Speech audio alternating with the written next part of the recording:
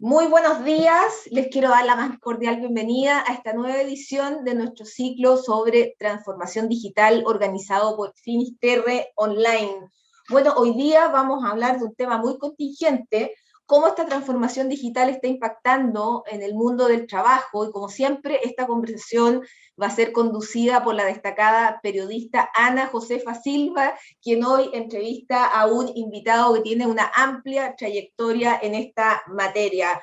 No les voy a presentar al invitado para dejarle la palabra a Ana Josefa Silva. Por mi parte, les cuento que el chat va a estar habilitado en el costado derecho de sus pantallas para que puedan ir dejando sus preguntas y comentarios. Vamos a estar muy atentos. Muy bienvenido a nuestro invitado. Mil gracias por estar aquí hoy día en este ciclo de Finisterre Online.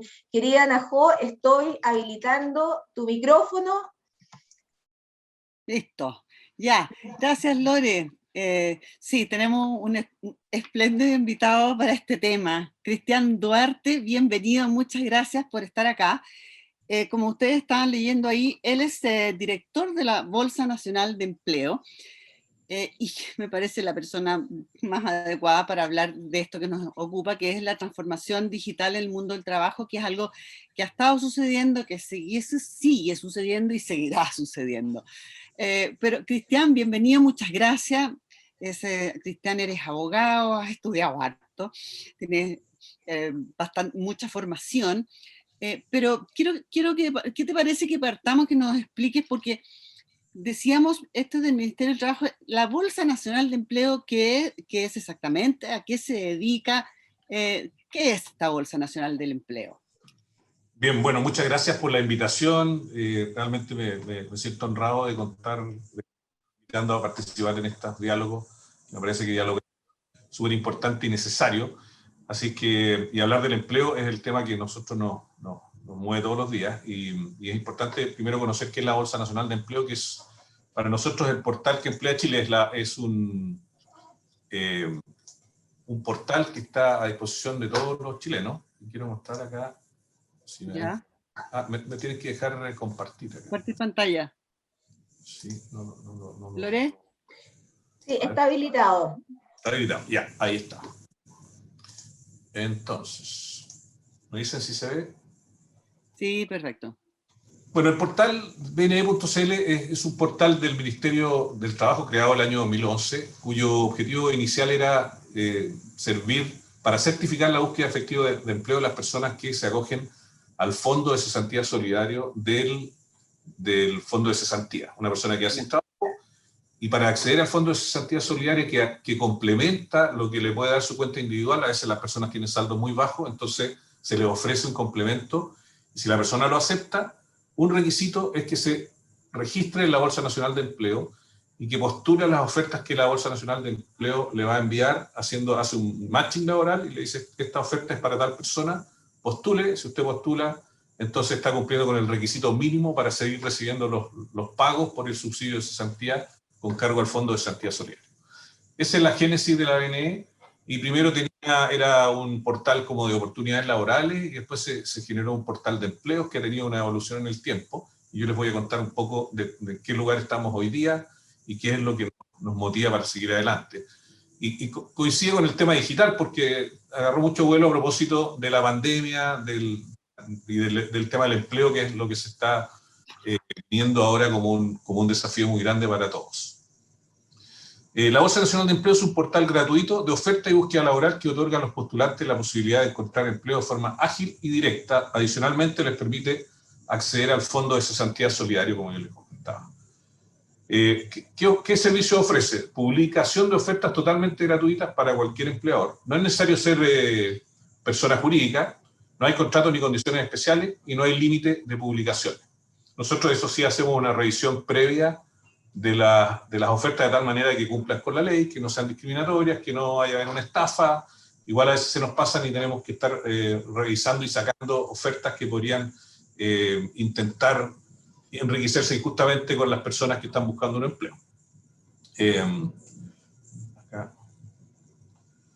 ¿Cuáles son nuestros stakeholders, como que está muy de moda? ¿Con quiénes tenemos que ver? Bueno, con los trabajadores, con los empleadores y está involucrado el CENSE, que es nosotros somos el brazo de empleo del CENSE. El CENSE es el Centro Nacional de Capacitación y Empleo. Muchas veces se asocia con capacitación solamente, pero tiene una pata importante que es el empleo y la intermediación laboral, y nosotros en ese sentido damos un servicio al CENSE, que tiene un convenio con la mayoría de las OMIL del país, que tienen oficinas de intermediación laboral. Entonces ellos usan nuestra plataforma para hacer intermediación laboral. Ahora estamos incorporando otros agentes privados también al tema de la intermediación laboral.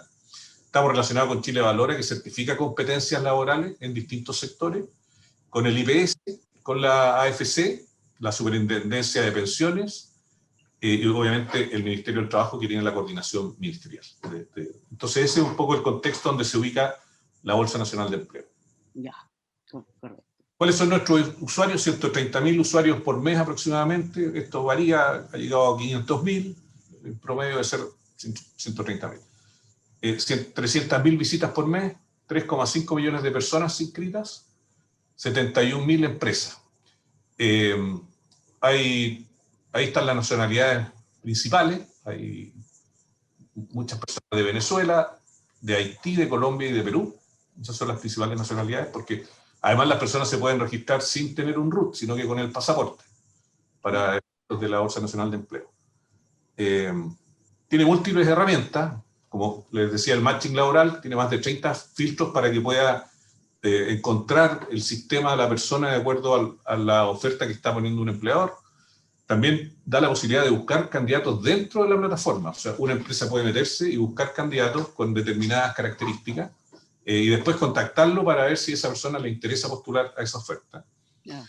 Y hace poco incorporamos un gestor de candidatos. Muchas empresas no tienen un software para hacer reclutamiento y selección, entonces la BNL disponibiliza ese software para que la empresa pueda gestionar sus procesos de selección, pasarlos de etapa, hacerles comentarios, preseleccionarlos, etc.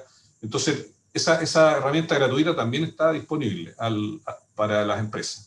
Tenemos un chatbot para preguntas y respuestas para interactuar con los usuarios, y una mesa de ayuda donde las personas pueden llamar si tienen dudas o tienen preguntas que hacer en relación a la plataforma. También realizamos ferias laborales en conjunto con CENSE, certificamos también la ley de inclusión laboral que tienen que cumplir las empresas. Si una empresa dice no encontré personas que cumplieran con el requisito que establece la ley y necesito una forma alternativa de cumplirla, tienen que poner una oferta en la Bolsa Nacional de Empleo, y nosotros certificamos que esa oferta, que estaba abierta a personas con discapacidad, no recibió interesados. De tal manera de que la empresa dice, yo cumplí, busqué personas, pero no encontré. ¿Te fijas? Yeah. Incorporado el Data Scientist, los datos hoy día son muy importantes para cualquier actividad, y especialmente para entender lo que está pasando en el mundo del empleo. Yo creo que todavía las economías latinoamericanas tienen mucho que recorrer en términos de aprovechar toda la información que está disponible, poder gestionarla y dar respuestas más específicas y dirigidas según las necesidades de las personas. Y ese es uno de los desafíos de incorporar a las plataformas del mundo del empleo la inteligencia artificial, de tal manera de perfilar a las personas y dar una respuesta en capacitación, en formación o en intermediación consistente con su realidad particular, que es distinta a la de cualquier otra persona. Hay intermediación laboral a través de las OMIL. Las oficinas municipales de información laboral son las OMIL, que tienen contacto directo en las comunas con las personas que están en un proceso de búsqueda de empleo. Entonces, este es un sistema integrado. La BNE es la parte digital, está CENSE, y en la parte como en el terreno están las personas de cada una de las OMIL del país.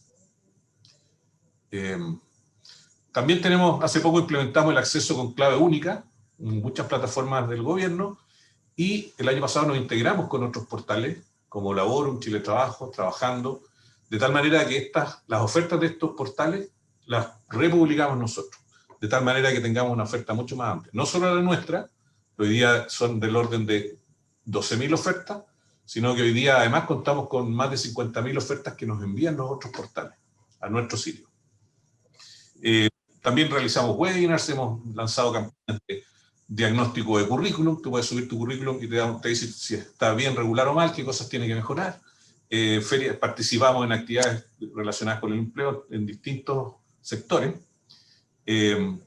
Tenemos alianzas con otros ministerios como el de Obras Públicas, con Vivienda y Urbanismo, Mujer y Equidad de Género, Desarrollo Social, con el BID, con la Cámara Chilena de la Construcción.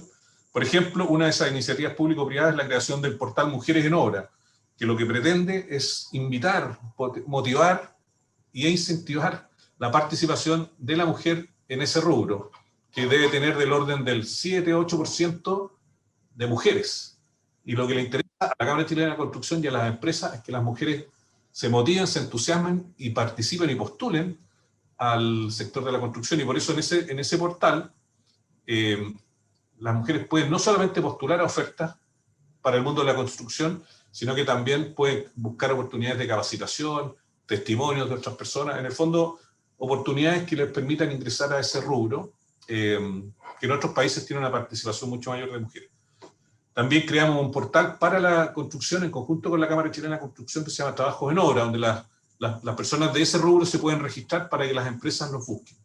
Y así tenemos otras iniciativas que están en proceso. Esto ya está funcionando.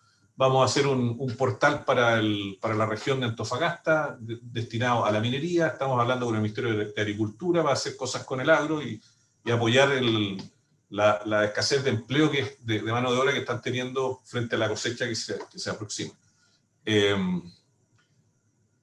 También tenemos iniciativas en conjunto con CENSE, por ejemplo, el tema del talento digital, y cada iniciativa relacionada con el Ministerio del Trabajo nosotros también la incorporamos a nuestros servicios.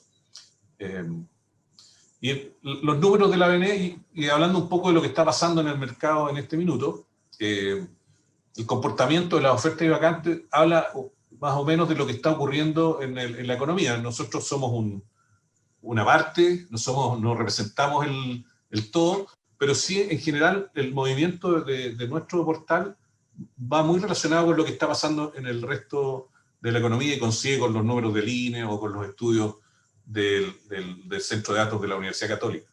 Entonces, por lo menos la tendencia, nosotros vimos una tendencia a la baja desde enero. A fines del 2020 hubo una recuperación importante en la cantidad de vacantes disponibles. Esto bajó, no de manera drástica, pero gradual, hasta el mes de abril. Y del mes de abril hasta el mes de julio vimos una recuperación importante en la búsqueda de colaboradores para las empresas, pasando de 40.000 a 81.000 en el mes de julio. O sea, prácticamente se dobló la cantidad de ofertas disponibles en el portal. La mayoría de las ofertas son para cargos niveles más operativos, empleados, cocineros, guardias, y ofrecen sueldos entre 470.000 y 650.000 pesos mensuales. De todas maneras tenemos una importante oferta de niveles profesionales, no directivos, pero de mandos medios, pero el fuerte nuestro son atender a las personas que tienen probablemente más dificultades para encontrar empleo. Y las vacantes, lamentablemente, tuvieron una baja de un 2,2% en el mes de julio. O sea, hemos notado que están subiendo las ofertas y las vacantes, pero las postulaciones un descenso. Eso más o menos en relación a la Bolsa Nacional de Empleo. También, aquí tenemos las personas que son de algunos grupos de empleo, tienen la posibilidad de reflejarlo para que los que andan buscando colaboradores puedan identificarlo y decir: yo quiero contratar personas con discapacidad o jóvenes o adultos mayores, y esa información está disponible para la persona que postula y después para el empleador que está buscando colaboradores. Ajá. Eso yo creo que más o menos queda claro lo que hace la Bolsa Nacional de Empleo. Sí, bastante. Y bien, ahora hay algo que salta ahí a la vista, que tú lo mencionaste, y creo que ha estado efectivamente en la discusión en estos días. ¿Cómo se explica este desempleo o desocupación de 2 dígitos y a la vez esto que tú llamas el descenso de las postulaciones? O sea, hay una oferta de trabajo, tú lo estás percibiendo ahí en la bolsa, pero a la vez tenemos un desempleo de 2 dígitos. Y se ha especulado mucho, te fijas que es a causa del IFE, porque etcétera. ¿Cuál es la explicación? Porque tú manejas todos esos datos como para meter todas las variables que tiene que haber aquí. Bueno, yo creo que la explicación es difícil tenerla. Yo creo que hay multiplicidad de variables o de factores que influyen. Entonces, ¿puede influir el que las personas tengan alguna tranquilidad económica? Sí, porque quizás su costo de oportunidad es más alto. Pero también influye de que, a propósito de la pandemia, muchas personas que perdieron su trabajo después se ocuparon en actividades informales. Y esas personas quizás hoy día están recibiendo un apoyo gubernamental y además están haciendo otra actividad que no pasa por los registros. Entonces, dice, a lo mejor a esa persona no le conviene un trabajo en el campo por una cantidad de plata X, no sé, 400, 500 mil pesos, y prefiere quedarse en lo que está. Entonces, también hay que atender al crecimiento de la informalidad, mucha gente haciendo emprendimientos, trabajos distintos, participando en plataformas. Eso también es un desafío importante de cómo todas esas personas ingresan a una formalidad, por un lado para que tengan beneficios, protección, y por otro lado podamos saber qué están haciendo y por qué se producen estos fenómenos. Otra cosa puede ser de que la pandemia inhibió a mucha gente, todavía sigue la pandemia, no ha terminado, con mucho menos casos, menos muertes y con un alto porcentaje de vacunas. Pero hay personas que quizás están todavía un poco asustados del tema. Hay harta restricción, hay muchos permisos y cosas que hay que tener para poder trabajar. Yo diría que por ahí va, no podría decir que alguien está muy tranquilo definitivamente porque tiene apoyo del gobierno, porque yo creo que todos entendemos que esos apoyos tienen una duración que se ha ido extendiendo y todo, pero no van a ser para siempre. Claro, claro. Ahora, tú daste un punto importante, ¿no? Que es lo de la informalidad.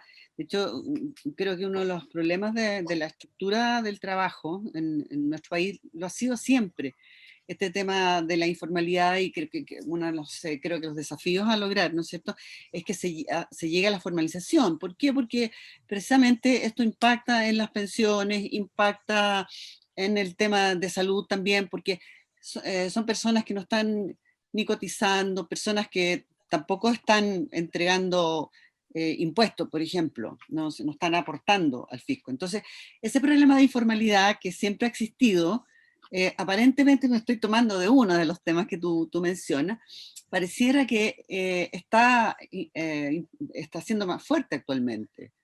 Porque una cosa es el emprendimiento, ¿no? La gente que hace un emprendimiento es otra cosa, por muy micropyme que sea, está en una actividad, a su vez está empleando a alguien más probablemente.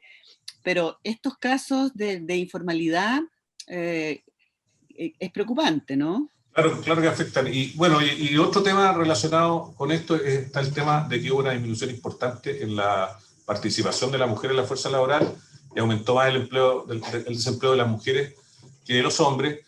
Y eso puede estar relacionado con el rol cultural no igualitario que ha tenido la mujer en la casa, de tal manera que ya la mujer se queda en la casa, los niños no pueden ir al colegio, entonces también eso puede, en algunos casos, o en importante cantidad de hogares, no permite que salga a trabajar porque tiene que estar con los niños que no estaban yendo al colegio. Afortunadamente eso se está normalizando, y ojalá que dure, porque eso permite que esa persona que tenía que cuidar a esos niños pueda salir a buscar un trabajo estable y formal. Ese es un punto bien importante que tocaste, que es el tema de la mujer, que es un diagnóstico que incluso se ha hecho en otros países también, que es el tema de la mujer rol cuidadora, porque también es la que cuida a la madre enferma, a los ancianos, de pronto, en detrimento propio, ¿no? Entonces, en este sentido, considerando que hay una recuperación, sabemos que la pandemia es una noticia en desarrollo, como digo yo, pero en ese contexto, y tú estás diciendo, ¿cómo ves tú? ¿Cuál es tu diagnóstico respecto al empleo de la mujer, considerando exactamente lo que tú has mencionado? Bueno, hay personas que dicen que se va a demorar 10 años en recuperar el espacio que tenía, pero ahí tiene que ver con dos cosas. Con uno, con no solamente con regulación, sino que tiene que ver con un tema cultural. El cambio tiene que venir de cada uno de los hogares y los temas de corresponsabilidad, de compartir las actividades de la casa, de dar más espacio a las mujeres, así como lo está haciendo la Cámara Chilena de la Construcción y las empresas de la construcción, es algo que que yo creo que tiene que ser un discurso permanente, recurrente. Si las cosas, casi que como dicen los gringos, fake it until you make it. O sea, hablemos del tema y habrá gente que se cree eso o lo dice de la boca para afuera y después no lo practica, pero cuando hay una tendencia, una ola importante de opiniones en ese sentido y todo el mundo está hablando de esto, yo creo que las cosas pueden mejorar. Mira, te voy a mostrar a propósito de este tema de la mujer en el trabajo, ¿Ya? un dato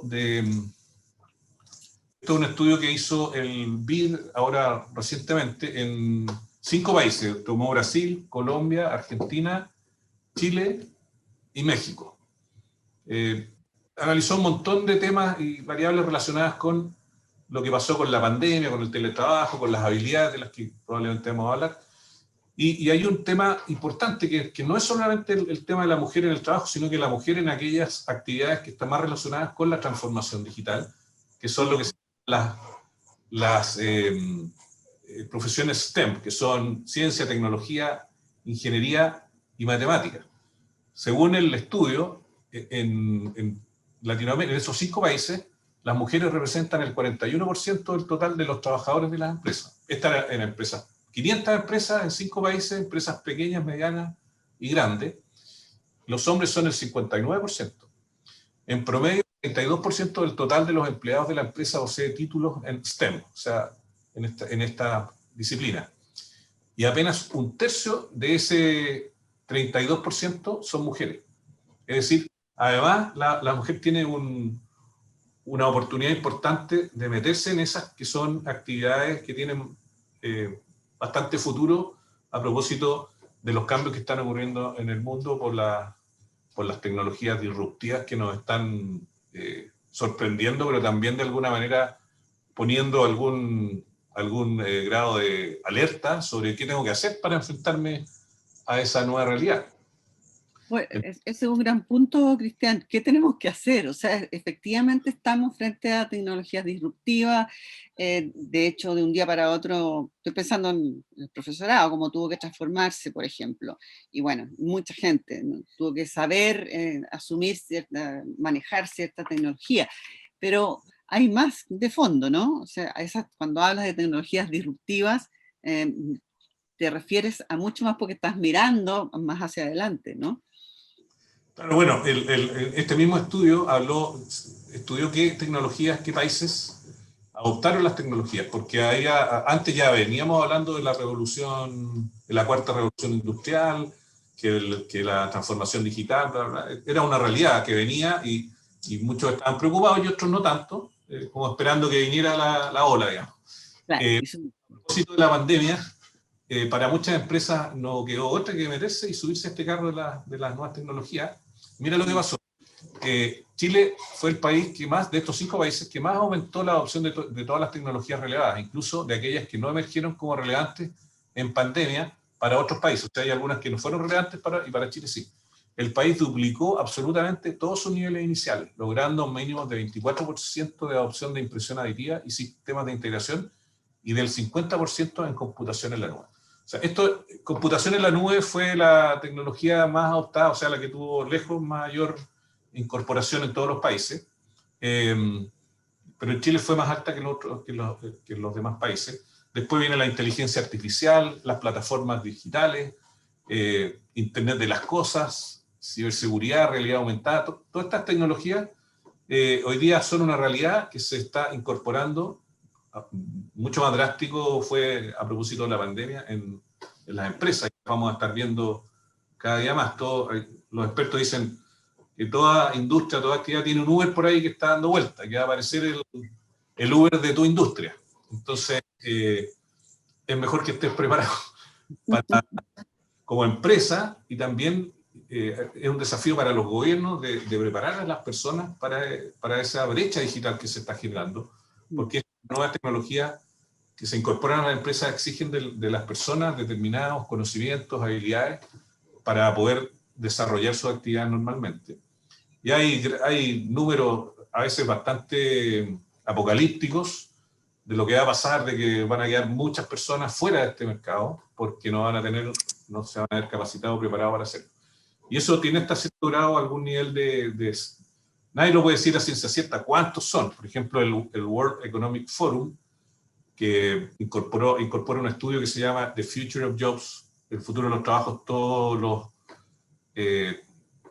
cada ciertos años hace este estudio, no sé si es todos los años, pero por lo menos cada 2. Y en ese estudio, a 26 países de la OCDE y otros países desarrollados, dice que van a desaparecer 85 millones de puestos de trabajo, a propósito de la transformación digital, que van a ser reemplazados por otras actividades. Pero por otro lado dice que se van a crear 96 millones de nuevos trabajos relacionados con la tecnología. Entonces el desafío es cómo transferir a las personas de lo que hacen hoy día a que puedan hacer eso otro que va a requerir el mercado. Entonces se puede producir la paradoja que hay vacantes, y ese es otro de las explicaciones probables, es que tú puedes tener una vacante, pero las personas que hay no tienen las habilidades que se necesitan para que esa persona pueda desempeñar ese trabajo. Bueno, sí, sigue nomás, que te iba a preguntar. No, dale, ya terminé. No, te decía que este desafío, porque es un dato de la realidad, y se venía incluso hablando antes respecto al tema de los oficios, y cómo las personas, pensemos en generación nueva, iban a tener distintos oficios a lo largo de su vida. Quiero decir que ya no existe esa persona que le dan un reloj, una medalla por estar 30 años en un lugar. Instintivamente hay una generación que no concibe esa manera de trabajar, eso por una parte, ¿no? Pero luego entra esta otra variable, en la que tiene mucho que ver la pandemia, por cierto, pero que demanda, como bien señalas tú, aptitudes digitales, por lo menos. Y esa brecha, ¿de qué manera se está solucionando? Porque uno lo ve, por ejemplo, en concreto en educación, probablemente porque el tema de la educación nos involucra a todos, ¿no? Entonces sabemos que hay que desarrollar ciertas tecnologías en ciertos lugares, sobre todo en Chile, que es un lugar muy apartado. Pero ¿qué pasa con el tema laboral? Porque las personas se preparan, por ejemplo, ¿no es cierto?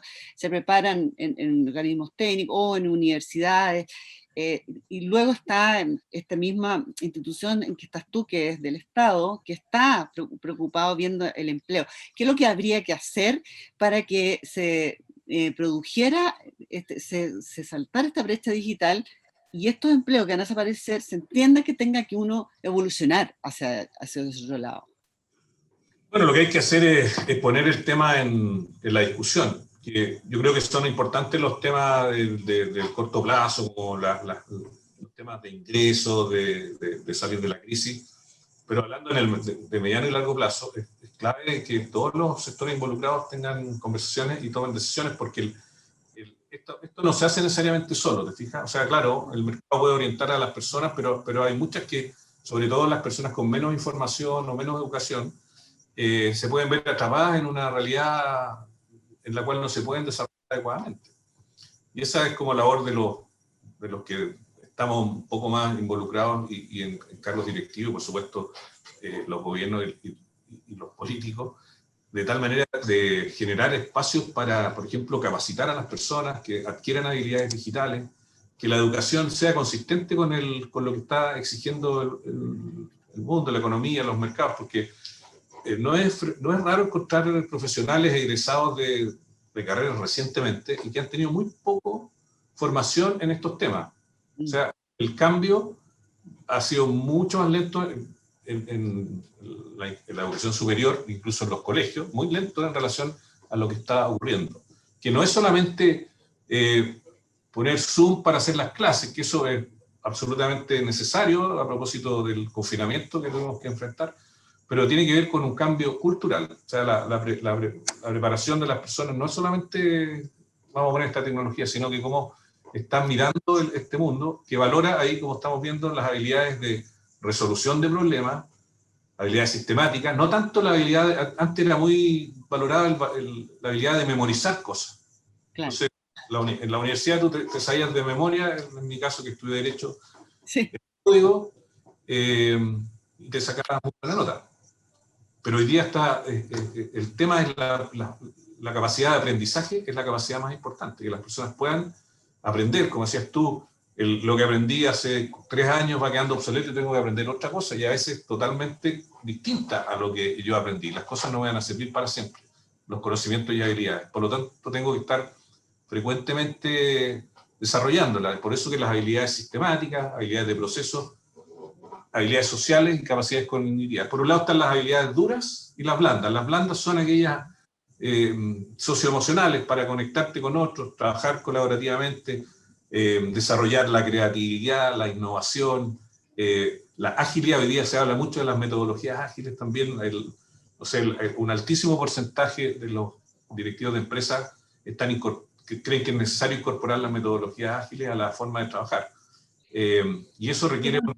Perdón que te interrumpa. ¿Qué es lo que se llaman las metodologías ágiles? Las metodologías ágiles son la nueva forma de desarrollar los proyectos en las organizaciones.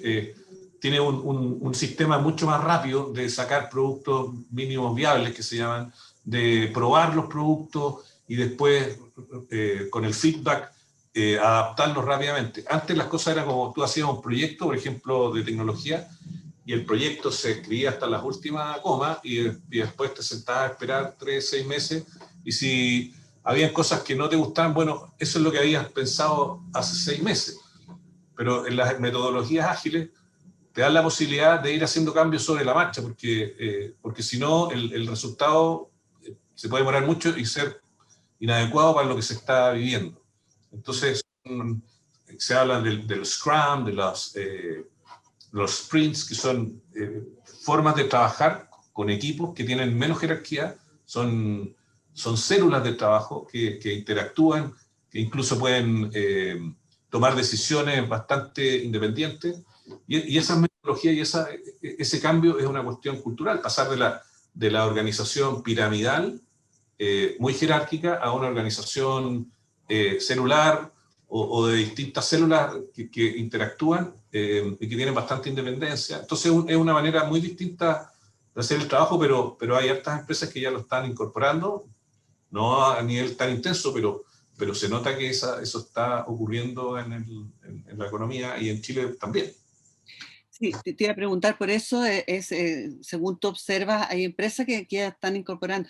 ¿Tú crees que esto es casi como de vida o muerte para las empresas? O sea, por lo que yo te estoy escuchando, si una empresa no entiende que tiene que funcionar así, no le va a ir bien. Como dices tú, sacas un producto y te da casi un poquito lo mismo el feedback, porque ya lo tenías planeado así.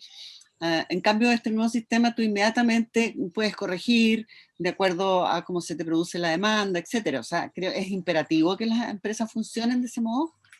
Yo creo que sí, que mientras más cercana a la tecnología esté la actividad que desarrolla esa empresa, es muy probable de que hayan cambios importantes en cómo se desarrolla esa actividad, cómo se entrega ese servicio o producto.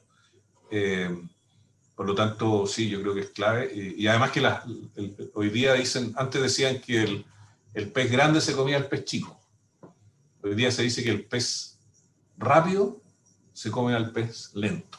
Entonces ya no es un tema de tamaño, sino que de rapidez y de agilidad. Entonces la cultura ágil es un imperativo hasta donde yo creo en la mayoría de las industrias.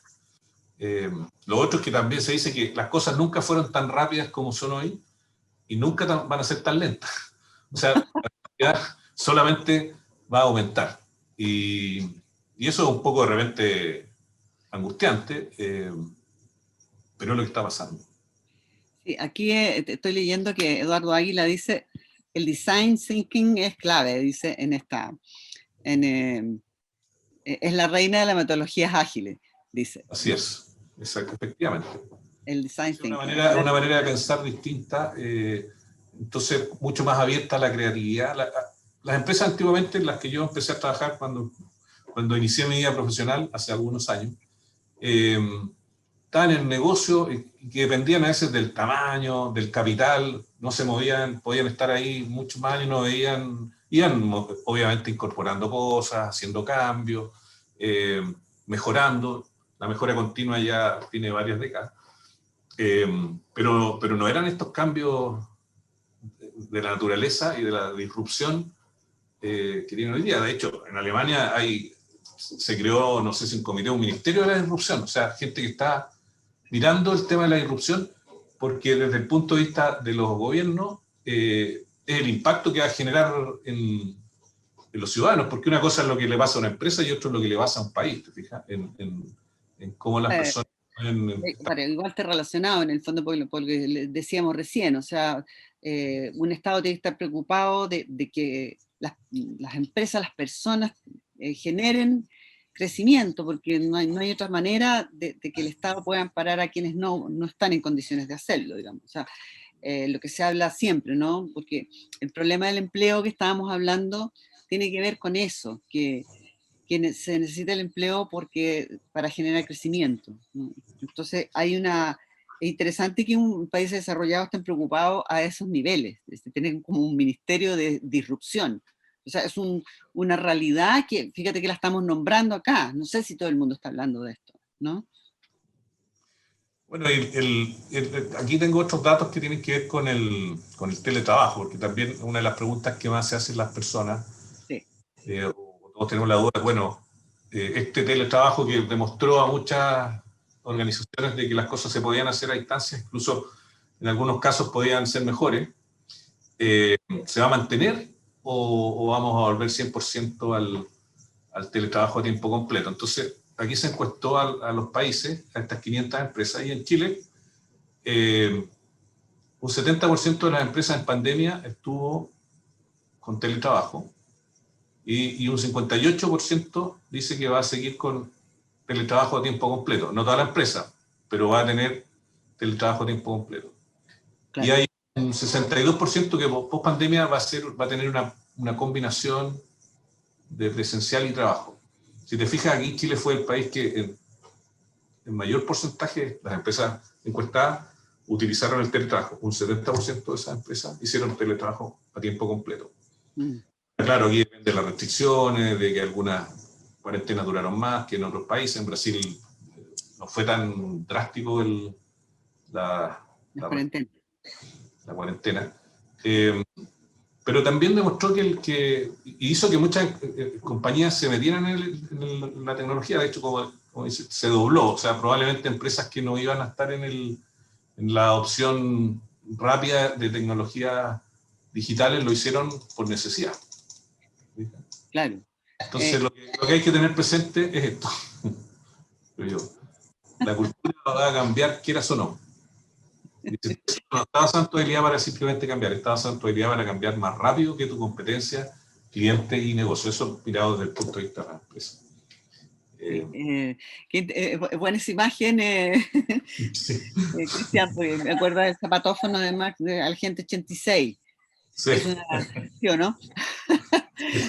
Y ese era ese primer celular que había que cargarlo cada 10 minutos, que se recalentaba, etcétera. Inconcebible para las generaciones de ahora. ¿Qué es eso?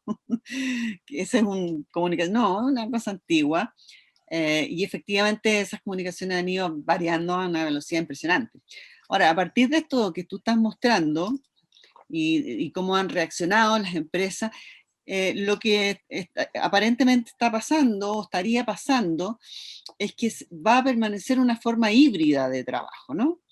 Eso es lo que se entiende. Sí, claro, un alto porcentaje de las empresas, como ahí decían, nosotros vamos a tener un esquema combinado, es decir, puede ser que algunos estén en su casa y otros no, o que las personas hagan 2 o 3 días en su casa y el resto en la oficina o en el lugar de trabajo. Ahora hay actividades en que es más difícil, como la agricultura y la construcción.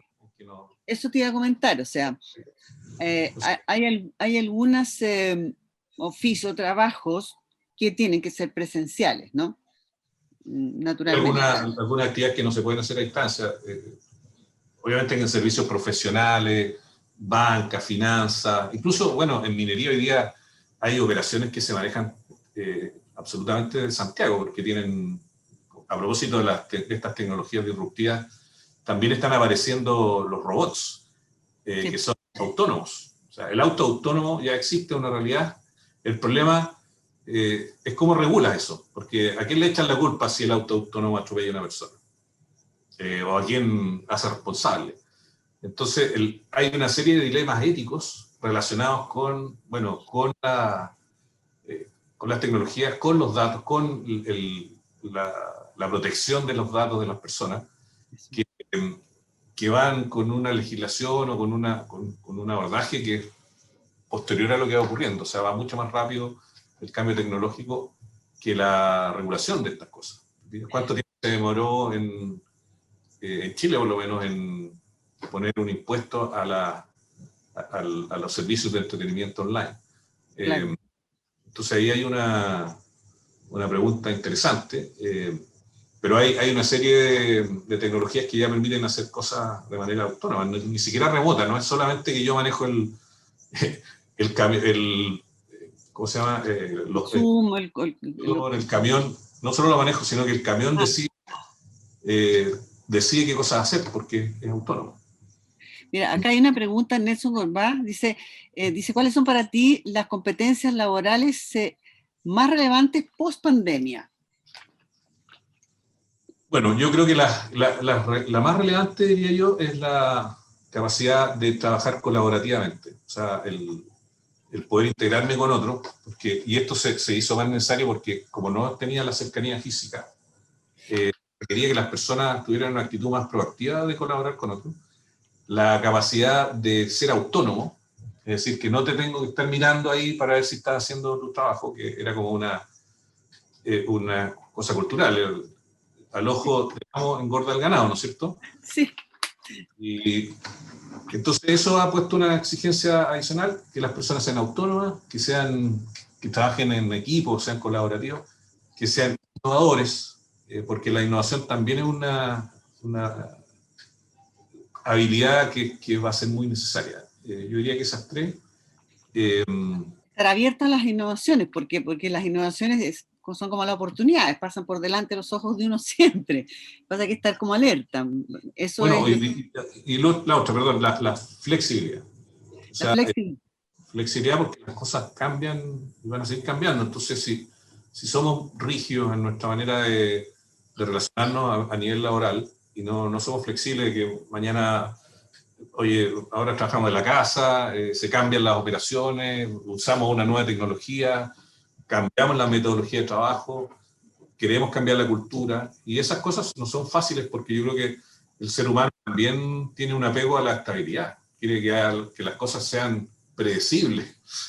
O sea, que tengan algún nivel de predictibilidad, por supuesto, que Claro. una de las cosas que nos ha desafiado la pandemia, que se tornó impredecible. Mira, aquí tengo Daniela González, dice, ¿cómo ha sido el crecimiento de las empresas durante el teletrabajo? ¿Cómo aporta a la calidad de vida esta modalidad híbrida? Y luego otra pregunta, Daniel Bustamante, que uno de los temas críticos del teletrabajo, dice, que está relacionado, son los riesgos psicosociales. Trayendo estrés, problemas de sueño, entre otros. Creo que hoy día las empresas se están haciendo cargo de esto.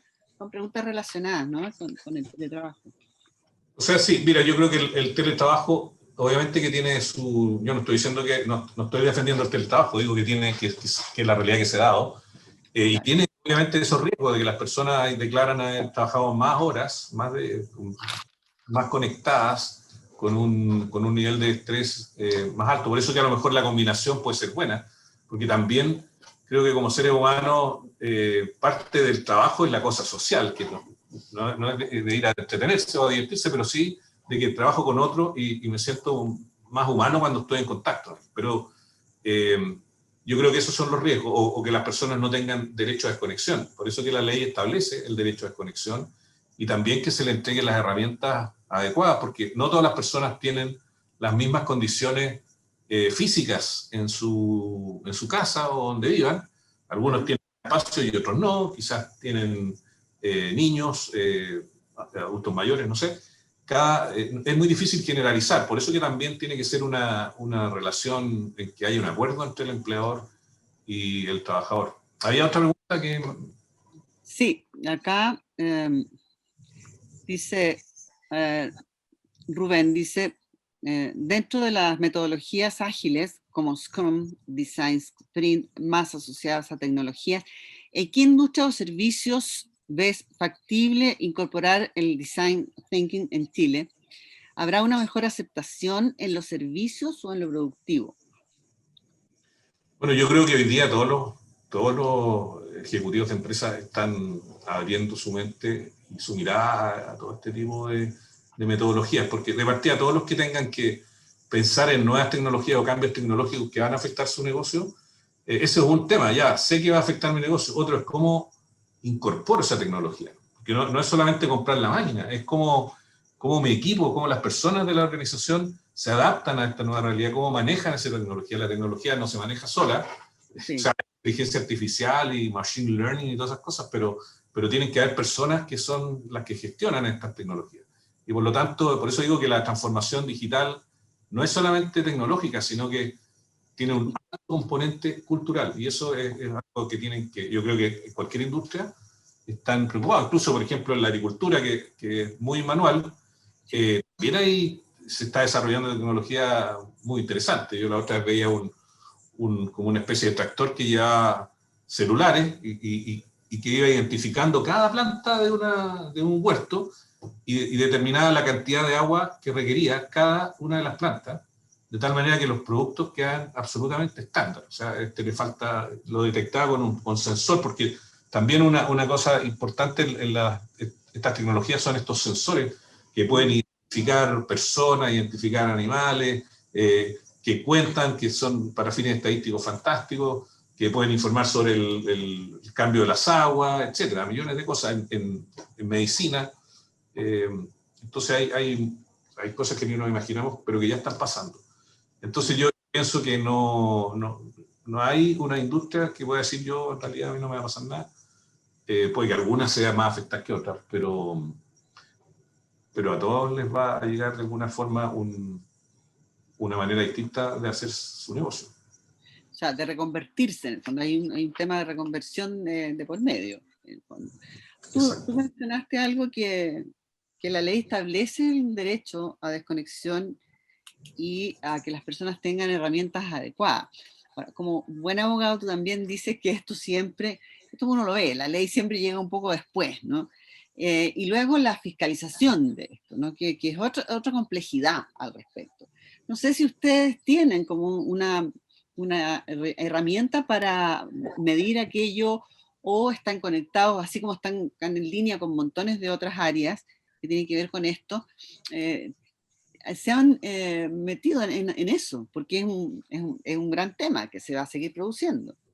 O sea, bueno, la ley que regulaba el teletrabajo estaba en el Congreso y se activó y se aprobó rápidamente a propósito de la pandemia.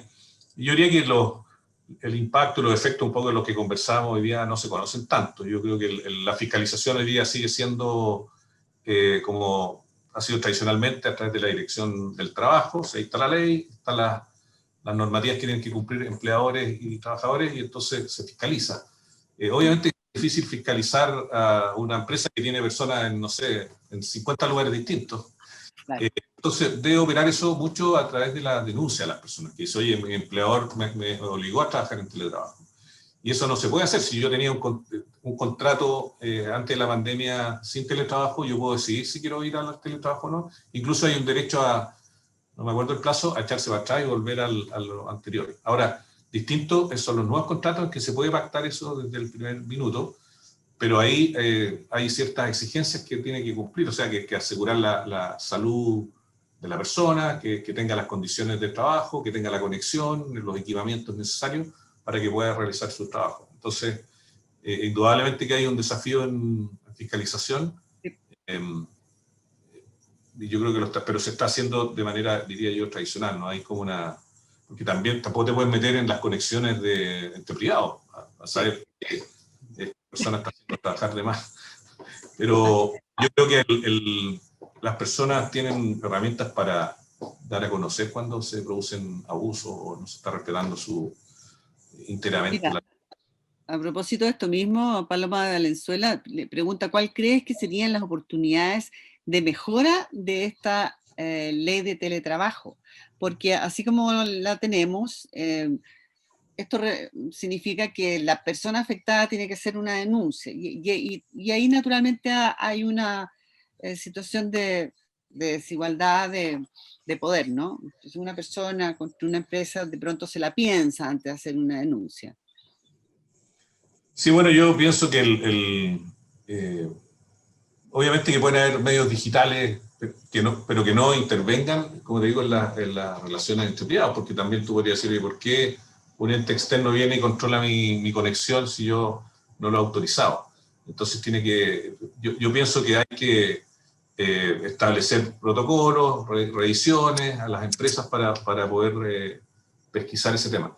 Ahora, por otro lado, también esto es un poco complejo de fiscalizar, porque hay una serie de modalidades que puede adoptar esto. Tú puedes trabajar desde tu casa a un lugar físico. ¿Qué pasa? Hay gente que dice, yo quisiera trabajar, no en la empresa, pero no quiero tener un lugar específico donde trabajar.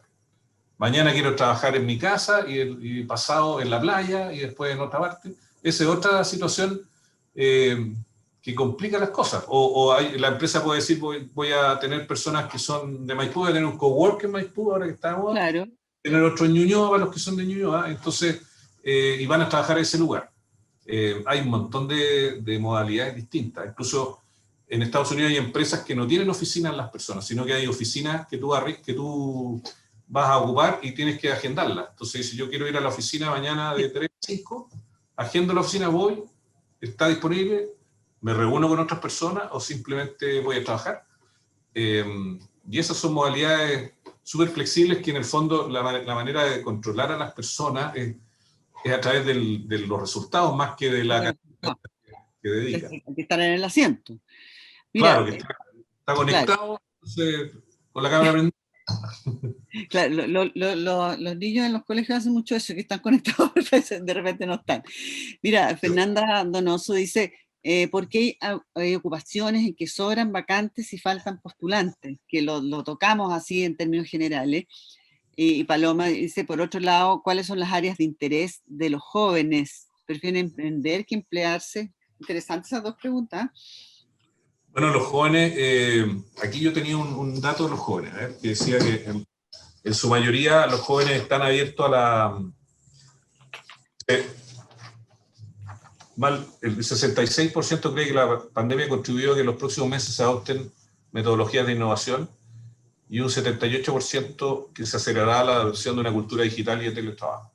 O sea, los jóvenes se sienten más confiados de enfrentar el mundo digital, sobre todo los más jóvenes. Ya los que están más de los 30 están un poco, ya de ahí para arriba empieza un poco más la incertidumbre. Pero la juventud nació en esta modalidad de teléfono inteligente, de conexión instantánea, Claro. de flexibilidad. Muchos de ellos aceptan con entusiasmo estas plataformas digitales que son estos de socios, colaboradores, que también requieren una regulación. El otro día estaba escuchando al presidente de un sindicato de las personas que desarrollan plataformas y que están participando de la elaboración, opinando sobre las leyes que deberían regular ese trabajo.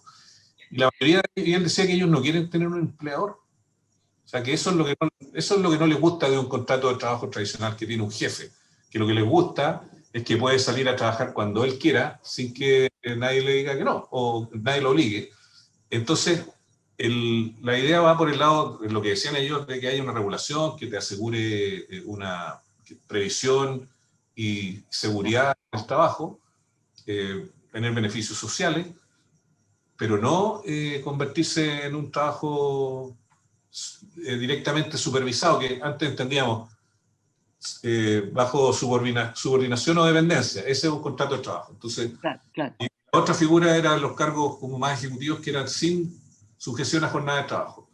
Y eso es todo único mundo, pero hay entre medio, ahora hay otros matices que no tengo o sea, la respuesta no es tan clara. Creo que hay que mirarlo, porque a veces tú puedes decir, ya vamos a regular y todo esto es súper ultra controlado, y entonces puedes que se inhiba el desarrollo de esa actividad, o a las personas ya no les interesa, porque dicen, no, ya tanto Es muy rápido todo. Mira, aquí Daniel Bustamante dice, respecto a la pregunta de Paloma, ¿crees que el teletrabajo ha sido una oportunidad para emprender paralelamente? Yo creo que sí, porque hay gente que desde su casa ha hecho emprendimientos de distinta naturaleza, vendiendo cosas de comida, de ropa, importando cosas. Claro. Yo creo que también esta nueva realidad subió a personas, no solo empresas, sino que a personas, al tema digital, y muchos descubrieron que podían hacer cosas o en paralelo o alternativamente a lo que era su trabajo. Yo creo que hoy día las personas tienen estas herramientas, lo bueno que tienen es que son como bien democráticas, que en el fondo no tienen los costos que tenían antes. Antes cualquier tecnología, tú decías, oye, pero esa la tiene la empresa grande y paga millones por esa tecnología. Es verdad. Y en tu fondo su ventaja competitiva era que tenía la tecnología y el otro no. Pero hoy día, como las tecnologías están tan escaladas, en el fondo llegan a tantas personas que tienen un costo muy bajo. O sea, eso mismo que hacen estas tecnologías hace 20 años habría sido impagable. O sea, lo que tú puedes hacer en tu teléfono, la cantidad de información que tiene, las fotos nomás. Ayer, el otro día hablábamos de que, ponle tú, la empresa Fuji, que era dueña del mercado de la fotografía, vendía 13.000 millones de dólares al año, y en 15 años llegó al 1% de lo que vendía, porque se lo comió primero en la fotografía digital y después se lo comieron los celulares. Entonces, claro, con un mercado de este porte vendiéndole a los fotógrafos muy sofisticados que todavía usan el rollo y esas cosas para sacar fotos. Entonces, mira, y para terminar, porque estamos en la hora, porque no para, pero quedo pendiente esta pregunta de Paloma, que decía que, perdón, de Fernanda Donoso, ¿por qué hay ocupaciones en que son vacantes y faltan postulantes? Bueno, como decía, puede tener varias explicaciones, pero una puede ser de que las personas hoy día tienen un costo más alternativo más alto porque tienen alguna tranquilidad económica. Entonces dicen, bueno, yo para poder hacer otra cosa, a lo mejor la renta tiene que ser mejor. Dos, puede que tengan alguna actividad informal que les está generando ingresos paralelos y adicionales a lo que está recibiendo. Entonces, dejar eso quizás no le conviene menos que irse a trabajar por otro lado. Y también puede ser de que la pandemia, las restricciones todavía persisten. Hay personas mayores que a lo mejor les da susto. Igual hablan de la... Hay gente que es bien miedosa con esta cuestión de la pandemia. Hay unos que son súper relajados y otros súper miedosos. Y de toda la edad. O sea, hay gente joven súper miedosa. Entonces, y esas personas se cuidan más. Tú los ves, oye, ponte la mascarilla, que allá. Y otros que son más relajados. Entonces, también hay personas que todavía tienen ese sesgo de que... O sea, yo prefiero quedarme en la casa y no correr riesgo. Sí, bueno, estamos en la hora. Bueno, respecto a esto que dice, por ejemplo, yo me doy cuenta en el teatro, en el cine, el teatro que ha tenido que hacerse eso, Zoom, pero ansían estar porque son actividades efectivamente en donde el convivio es importante. Pero también, por ejemplo, en el cine, de repente la gente te dice, sabes que sí, suena muy bien esta película, y yo todavía no me atrevo a ir. Ese es el problema. Bueno, estamos en la hora. Cristian Duarte, pillón de gracias. Qué cantidad de información que nos traspasaste, y además, sobre todo, nos traspasaste algo muy importante, el cambio es cultural. Hay que empezar a metérselo en la cabeza, en el fondo. Va más allá de tener tecnología, que sí, que hay que saber adaptarse. Esta definición de cuáles son las cualidades que se están pidiendo es muy importante. O sea, este tema antes se hablaba de las habilidades blandas en general, decían, que son mejores. Bueno, ahora hay más innovación, flexibilidad, eso es lo que se valora en una persona que trabaja. Muchas gracias, Cristian. No, muchas gracias a usted por invitarme, encantado de participar y colaborar con este diálogo, así que a sus órdenes, y gracias por la paciencia de las personas que estuvieron aquí escuchando. Nos vamos llenos de datos, así que al revés. Y ya saben, Bolsa Nacional de Empleo, puede ser un hallazgo para algunos, ahí está en red, por supuesto. Por supuesto, conectados. Conectados. Ya, ahora colgamos, ¿nos vamos nomás? Lore, No, un minuto, bueno, en nombre de la Universidad Finisterre y su plataforma Finisterre Online, quiero agradecer sinceramente la presencia de Cristian Duarte, director de la Bolsa Nacional de Empleo, bne.cl. ¿Ya? Como dijo Ana Josefa, es muy interesante esta plataforma, así es que aquí los asistentes no dejen de revisarla y nos encontramos en una próxima edición de este ciclo Diálogos a fines de septiembre. Cristian, muchísimas gracias a ti y a todo tu equipo por la gentileza de participar en estos conversatorios sobre transformación digital y cómo están afectando los distintos ámbitos de nuestras vidas. Así es que quedamos a tu disposición y la universidad deja las puertas abiertas para lo que pueda requerir la bne.cl. Hasta una próxima edición de Diálogos. Gracias, Ana Josefa, como siempre. gracias. Gran conductora. Que estén Gracias. muy bien. Gracias. Chao, Muchos que estén bien. cariños. Gracias a todos por participar. Gracias.